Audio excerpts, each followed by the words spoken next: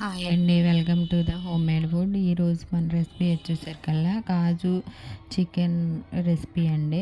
ఇది స్పైసీగా హోటల్ స్టైల్లో చాలా చక్కగా వచ్చింది. మీరు కూడా ఒకసారి ట్రై చేసి చూడండి. ఇక్కడ హాఫ్ కిలో చికెన్ తీసుకొని దాన్ని శుభ్రంగా కడిగి ఒక స్పూను సాల్ట్, కొంచెం పసుపు, 2 స్పూనులు కారం, తర్వాత గరం మసాలా పౌడరు, ధనియా పౌడరు అనేది యాడ్ చేశాను. తర్వాత చికెన్ మసాలా పౌడర్ అనేది కొంచెం యాడ్ చేశాను. తర్వాత అల్లం వెల్లుల్లిపాయ పేస్ట్ అనేది 2 స్పూన్లు తీసుకున్నాను. తర్వాత పెరుగు అనేది 1 కప్పు తీసుకున్నాను. చిన్న బౌల్లోది కప్పు తీసుకున్నాను. మొత్తం కలిపి మొత్తం కూడా కలుపుకోవాలి.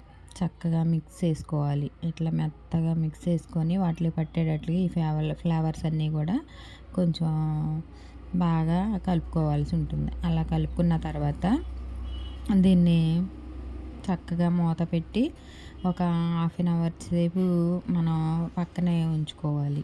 అంటే నానబెట్టుకోవాలి. అలాగా మూత పెట్టేసుకొని నానబెట్టేసుకోవాలి. తర్వాత ఇక్కడ జీడిపప్పులు అనేవి నేను ఒక 10-15 దాకా తీసుకొని నానబెట్టుకున్నాను. ఇవి గ్రైండ్ చేసుకొని పక్కన ఉంచుకోవాలి. ఇక్కడ ఒక కళాయి తీసుకొని దానిలోని 2 టేబుల్ స్పూనుల దాకా ఆయిల్ అనేది తీసుకొని దాన్ని కొంచెం వేడైన తర్వాత దానిలోని బిర్యానీ ఆకు, బిర్యానీ పువ్వు, జాపత్రి, తర్వాత లవంగాలు, యాలకులు ఇలాంటివన్నీ తీసుకొని కొంచెం ఫ్రై అయిన తర్వాత దానిలోని 2 ఉల్లిపాయలు అనేది కట్ చేసి సన్న ముక్కలుగా కట్ చేసి తీసుకున్నాను. ఇవన్నీ కూడా చక్కగా ఫ్రై అయ్యేంత వరకు కూడా లో ఫ్లేమ్లో పెట్టుకొని ఫ్రై చేసుకోవాలి. ఎలా ఫ్రై అవ్వాలి అని అంటే ఒక స్పూన్ కన్నా తక్కువనే సాల్ట్ అనేది తీసుకున్నాను. ఎందుకంటే కర్రీస్లో ఇందాక చికెన్లోని మనం ఆల్రెడీ తీసుకున్నాం కదా, సాల్ట్ అనేది చూసి వేసుకోవాలి, లేదంటే ఎక్కువైపోయిద్దండి. కాబట్టి కొంచెం తక్కువగానే తీసుకున్నాను. ఉల్లిపాయలు మగ్గించుకోవడానికి కొంచెం సాల్ట్ తీసుకోవాలి. తర్వాత కొంచెం మగ్గిపోయినాయి కదా, కొంచెం బ్రౌన్ కలర్లోకి వచ్చేస్తున్నాయి కాబట్టి దీనిలోకి కొంచెం ఒక స్పూన్ కన్నా తక్కువే కొంచెం చిటికెడంతా అల్లం వెల్లిపాయ పేస్ట్ అనేది వేసాను, కొంచెం స్పైసీ కోసం. ఆల్రెడీ మనం ఇందాక చికెన్ ముక్కల్లోని కలిపేసుకున్నాం కదా, అల్లం వెల్లిపాయ పేస్ట్ అనేది 2 స్పూన్లు వేసాను. కాబట్టి దీనిలో కొంచెం వేసుకొని పచ్చివాసన పోయేంత వరకు కూడా మగ్గించుకోవాలి. చూడండి చక్కగా మగ్గిపోతున్నాయి కదా, ఉల్లిపాయలు అనేది మూత పెట్టేసి మగ్గించుకున్నాను. చాలా చక్కగా వచ్చాయి. చక్కగా మగ్గిపోయింది కదా. ఇప్పుడు మగ్గిపోయినటువంటి దానిలోకి దగ్గర పడిపోయి చక్కగా మగ్గాయి కదా, ఇప్పుడు మనం పక్కన పెట్టేసుకున్నటువంటి చికెన్ ముక్కలు అనేవి మొత్తం కూడా దీనిలోకి తీసుకొని మొత్తం కలిపేసుకోవాలి. ఈ విధంగా మొత్తం కలిపేసుకొని లో ఫ్లేమ్లోని మూత పెట్టేసామనుకోండి, దీనిలో చికెన్లో ఉన్నటువంటి వాటర్ అంతా కూడా ఊరిపోతాయి. ఈ వాటర్ అంతా కూడా మగ్గేంత వరకు కూడా చక్కగా మధ్య మధ్యలో మూత పెట్టేసుకొని కలుపుకుంటూ చక్కగా దగ్గర పడేంత వరకు కూడా వాటర్ అంతా డ్రై అయ్యేంత వరకు కూడా వేపుకోవాలి.